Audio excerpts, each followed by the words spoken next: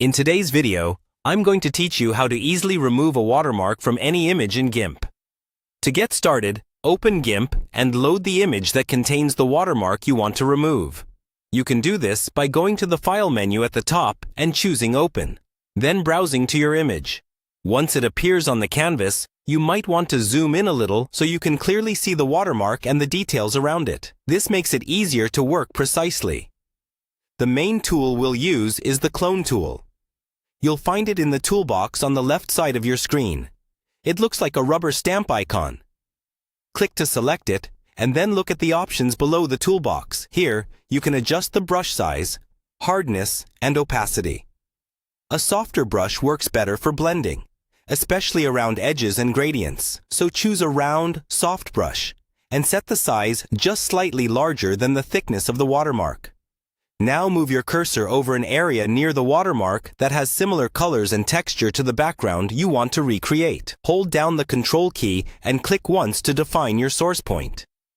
This tells GIMP where to copy pixels from. Then, release Control, move your cursor over the watermark, and start painting gently. You'll see that GIMP is copying from the source area and covering the watermark with nearby pixels. Work slowly and in short strokes rather than trying to cover the whole watermark in one go. If you notice the pattern starting to repeat or things no longer match, stop.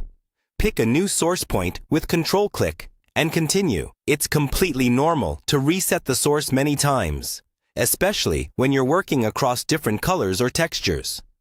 If the watermark crosses a clean line, like the edge of an object or a border, reduce your brush size and carefully follow that line to keep it sharp. Zoom in further if you need more control. For large or smooth areas, like skies or solid backgrounds, you can use a slightly larger brush and lower the opacity a bit to build up the effect gradually, which helps avoid visible patches.